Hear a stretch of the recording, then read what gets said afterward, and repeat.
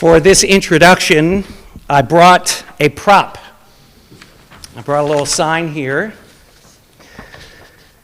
The rabbis have a beautiful teaching about these two Hebrew words.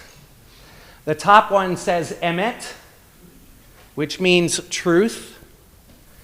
The bottom one says sheker, which means lies. And the rabbis noticed that all of the letters of emet, the aleph, and the mem, and the tav, all stand on two legs. They all stand on two legs. And all of the letters of sheker stand on one leg. Right? I guess this one laying down there, and then down here. Okay? And what they teach about that is that truthful actions stand firm, but actions that are based on falsehood do not. And they also noticed that the letters of the word emet, aleph is the first letter of the Hebrew alphabet, mem is the middle letter of the Hebrew alphabet, tav is the last letter of the Hebrew alphabet. These are all spread out from the beginning to the end, whereas all of the letters of sheker, kuf, resh, shin, right, come one after the other towards the end of the alphabet. And what they learn from that is that truth is so spread out, it's hard to attain. Truth is hard to attain, and falsehood is readily at hand. Something I think we know very well. As we celebrate this morning Black History Month, this teaching reminds us that while truth is hard to attain, it is only through the pursuit of truth that we can build a strong foundation. Only by learning and teaching this country's shameful legacy of slavery and the remarkable resilience of the African American community can our country move forward together. I am grateful to Bethel's Racial Justice Task Force for helping our community to focus on what must be all of our fights, the fight against racism, just as Jews cannot alone be the ones to lead a fight against anti-Semitism. The fight against racism cannot be left to the Black community alone. Black History Month was created as Negro History Week in 1926 by African American historian and scholar Carter Woodson.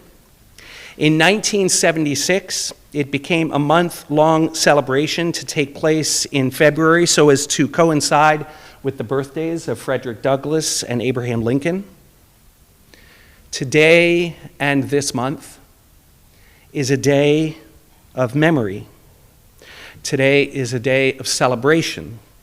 Today is a day of rededication to truth and building a strong foundation on which our communities and our country can move forward together. Congresswoman Valerie Foushee represents North Carolina's 4th District, which includes Alamance, Durham, Granville, Orange, and Person counties and parts of Caswell County. Try holding all those people together. Spread out. Truth is hard to attain. Before she began serving in Congress, Valerie worked as an administrator for the Chapel Hill Police Department and served 25 years as a local and state elected official. She went from serving on the Chapel Hill Carborough City School Board to being the first African American woman elected to chair the Orange County Board of Commissioners, to serving in the North Carolina Senate, House, and the North Carolina State Senate. In Congress, Valerie serves on the House Committee on Transportation and Infrastructure and is the vice-ranking member of the Railroads, Pipelines, and Hazardous Materials Subcommittee. I imagine you have had a very busy week. and a member of the Highways and Transit Subcommittee. She also serves on the House Committee on Science, Space, and Technology and is the ranking member on the Investigations and Oversight Committee. Valerie was born and raised in Orange County and received her undergraduate degree from UNC Chapel Hill. Yep, pointed over there. She is married to her high school sweetheart, Stanley, and they are parents to 2 sons and 1 grandson. Congresswoman Valerie Foushee.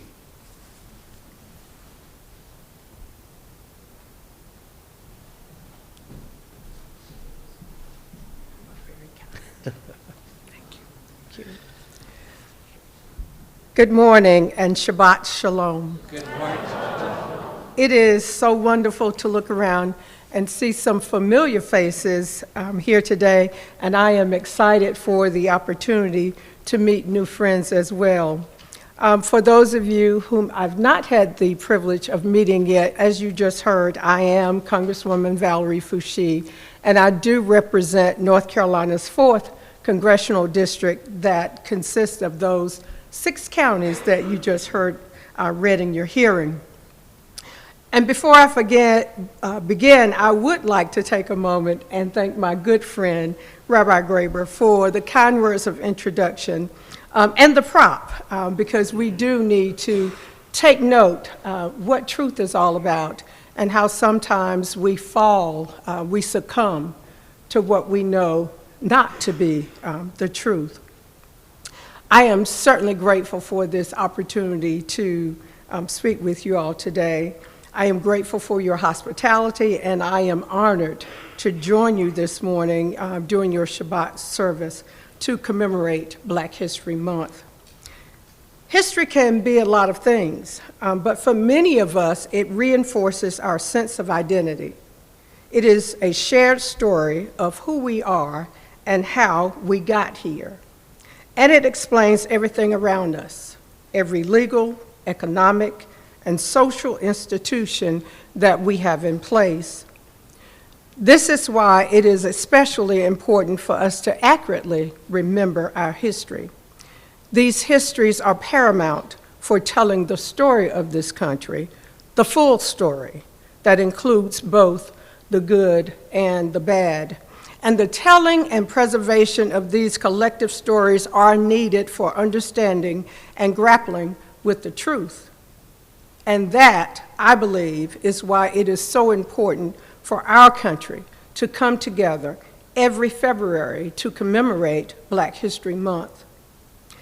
It not only gives us the opportunity each year to celebrate African American communities and to remember the lives, sacrifices, and rich contributions that Black Americans give to our country, but it also allows us to recognize the atrocities committed by and upon our ancestors. And as we take time each year to celebrate the African American community, we must also remember that our moral obligation to identify injustice and to stand up for equality has not faded with the passage of time.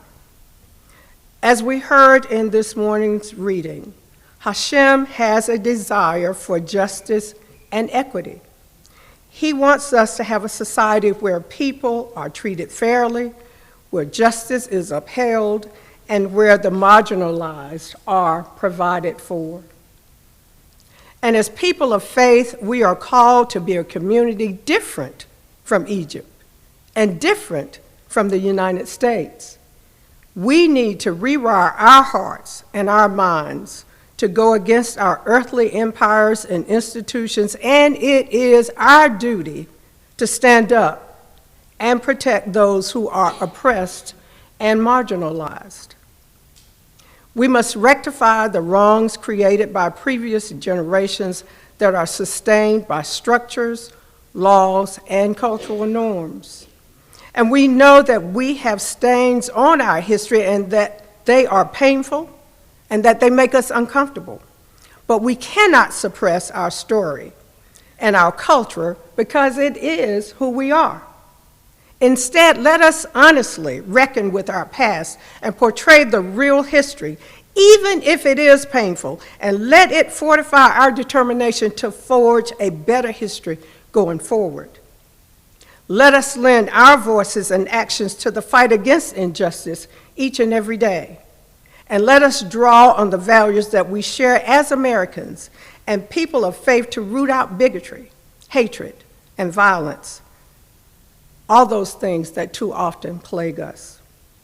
The federal government does have a role and responsibility to examine our shared history and to create a more just and equitable society.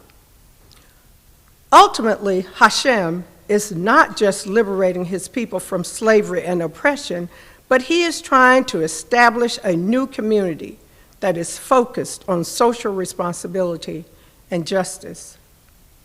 He knows that our earthly empires are built on hierarchy, oppression, and mistreating the poor and the marginalized, and that they seek to suppress and erase our history and our culture. But this new community will be different from the other communities, empires, kingdoms, or institutions that we have here on earth.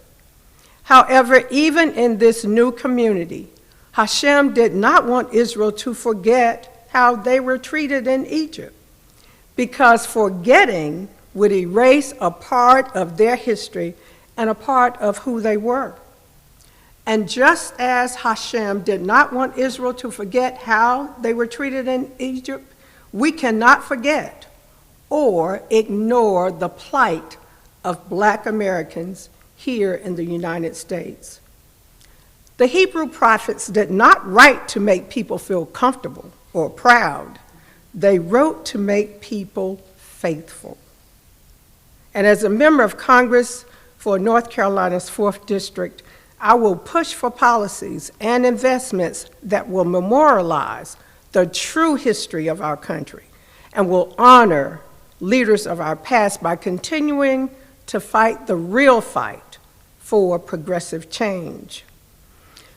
I know that the American dream of liberty and justice for all is not a proud achievement, but instead it is a work in progress. It is a recognition of our nation's flaws and a determination to mend them. And though much work remains, I am proud to be a part of the history, and I am committed to eliminating racism, discrimination, and inequities in all forms for every person. So this Black History Month, let us be grateful for those who came before us and on whose shoulders we now stand. And let us strive to be the kind of community that Hashem wishes us to be, and rebuke those who wish to divide us or take us backwards. We need this observance now more than ever to reflect and rededicate, to gather our strength for the fight ahead, and to appreciate the fact that we are stronger together, because together we can bring the change we want to see in our communities. So thank you again for this honor of speaking with you today, and I look forward to seeing you all out in the community and being back to worship with you again. I am excited to be your partner in Washington and to continue this work together. And again, thank you. Thank you. Shabbat Shalom. Shabbat Shalom, and thank you to Congresswoman Foushee for those important remarks, for helping us to study the Torah portion once again this morning. We are going to